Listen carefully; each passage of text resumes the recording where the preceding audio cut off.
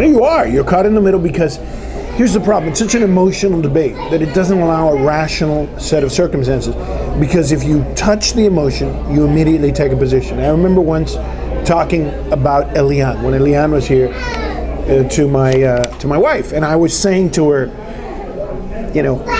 on a rational basis, a father should be with his son. But as a Cuban-American, I understood the other side of it, which father would want his son to be in a jail with him, right? But of course, that was very difficult. It's like the Cold War. The Cold War ended everywhere else. It's still here, right? Every day, someone gets shot in the Berlin Wall or turns up dead on our shores. That sort of reality makes it very difficult. So a typical conversation with 5 Cubans, right? So the first guy says, what we should do? We should promote more travel to Cuba. The next guy says, yeah, it's a good idea. I mean, they all understand Cuba's bad. They all want dictatorship to end. I want to say that because if you don't say it in Miami. So the first guy said, we should promote more travel. The next guy is, yeah, and more remittances to help family. And the next guy says, yeah, we should do that. And we should also see if there's some way we can help create small businesses. And then the next guy says, yeah, but Fidel Castro, he's a son of a bitch and a murderer. And the next guy, yeah, he is. And then the whole room starts spinning about how evil Fidel Castro is. And of course, the first suggestion, the rational conversation on how to promote a transition is lost because the emotional, the anger, the setup puts you in a very difficult place. And I can imagine that debate occurring the same way from Cuba. You've invested 40 years in the Cuban regime. You took money, food, and took wealth from your family, hoping that somehow this socialist utopia would flourish. And it never happened. And you're sort of so vested to this failed policy. Like the embargo. I mean, the embargo is a failed policy. In fact, it's not a policy. It's a religion, just like what they have in Cuba, right? Because when somebody says to you, does the embargo work? They look at you and they use terms that are religious. They say, yeah, I believe in the embargo.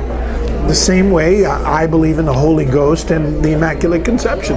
Now, if I stopped a guy in the middle, a Bedouin in the middle of the desert, and I started describing the Immaculate Conception, he would probably, continue on his way in the desert because I'm crazy.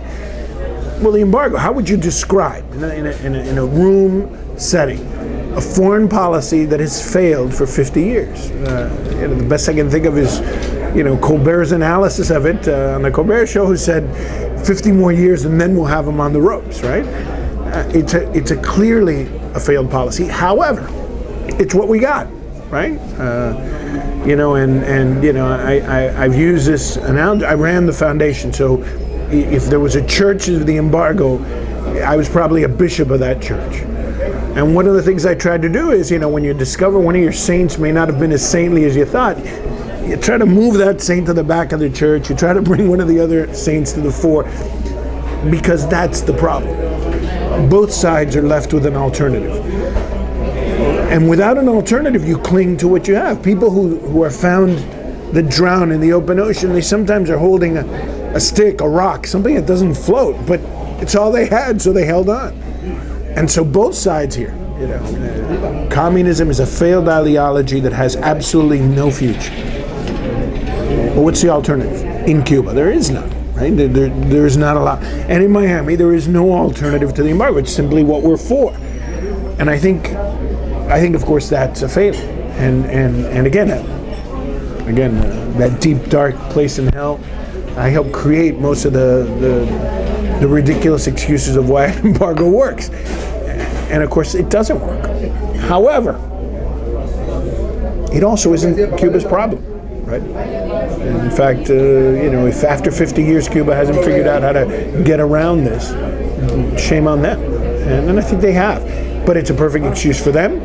It's a perfect excuse for us. If the embargo would just be a little bit tighter, right? If we dug a moat and we filled it with gasoline and we lit it and we waited, and of course it won't happen.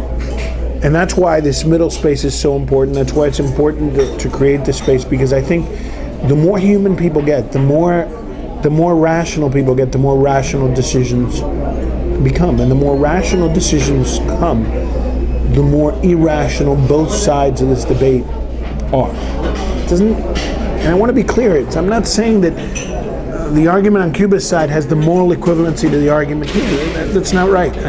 I do believe that in the United States, Cuban Americans want a democracy and a pluralistic society. But the reality is that the debate, when you go to that website and they're talking about cutting people's heads off, the same thing that happened to Gaddafi is going to happen to you. Yeah, from a short term, the guy who's beating up people, that may be helpful. But from a long-term perspective, why would you let go if this is what's waiting for you on the other side? I always hearken to the phrase, revenge has no future. Justice is about future. It may have inequities in the short term, but in the end, justice is about a long-term series of solutions that provide a future for those people who have to live in the regime. Some people are going to be victims. That's horrible. And, there have been victims in my family, and I don't want to justify those events. But what you're looking for is a long-term continuum that creates a way of life for the Cuban people on both sides of the straits, but in particular those in Cuba, that give them a future. And right now, that's not the case. Well, the only thing I would add is, I've sparked some content, as I usually do, is that a few weeks ago I announced that I'm going to put in my passport to go to Cuba. I mean, talking about absurdities, here I am as the central figure of absurdity, right? I am probably one of the foremost Cuba policy or politics persons in the United States. Probably have been in more battles on this issue than anyone else. I've never been to Cuba. It's sort of like, I study African lions and I've never actually seen an African lion, right? Or never been in Africa, right?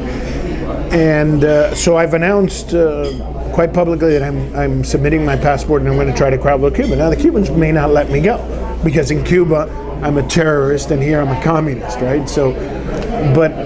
And I'm a big believer that all Cubans should try to go on the Pope's visit, right? The Pope's visit, I think, sets the proper framework for opportunity. And not an opportunity to topple the regime, an opportunity to sort of remove the barriers of government and create a broader understanding of the humanity that in the end should underlie this debate. It is. I mean, it's fascinating. When I did it on a radio show the other day, the first guy said, of course they're going to let you go.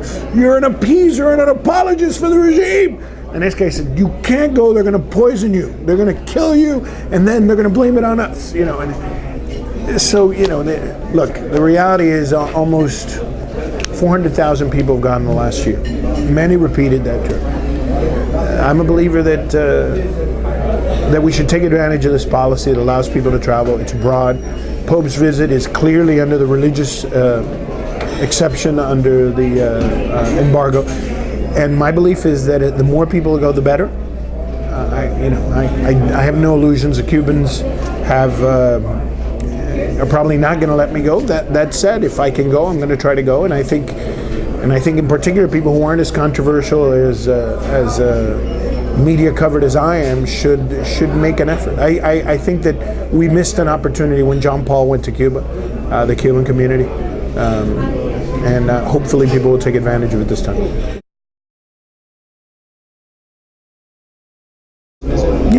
Yeah, that's what I'm going to put in for. You need to. There's a form for purposeful travel that you've got to get to the church group or who you're going to fill out, and it's an organized, controlled trip. So you've got to you'd probably be part of a package tour of some sort. Well, we'll see. It may just be a thanks but no thanks moment. But my hope is that as you lay this out, right, as you look at it, it's one of those moments where, I always think that with the Cubans, at least for the last half century, whenever we come to a fork in the road, it's not that we take either or, it's that we go off the road, right? I'll never forget, I once did a poll on Cubans, and the poll was,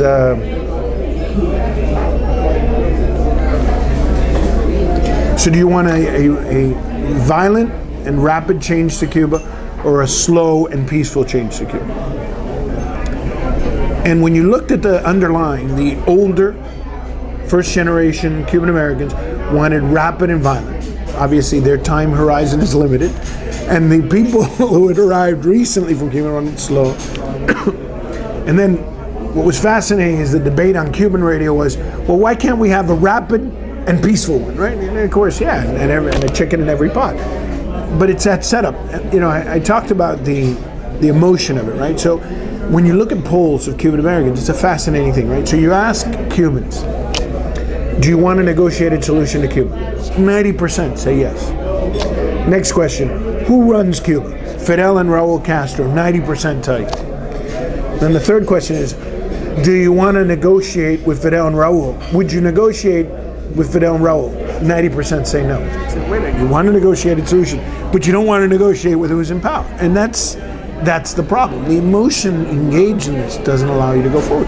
And as these characters pass, and their effect on society passes, I think you get the thing you see when you go to Cuba. The guy who gets up every morning and tries to make it to sunset, taking care of his family, taking care of those needs, moving along the spectrum of the rational as opposed to the ideological. Not any closer, very far away, and most of them have passed. They're from the outskirts of Havana, a small city called Cotorro, an industrial city on the outskirts of Havana.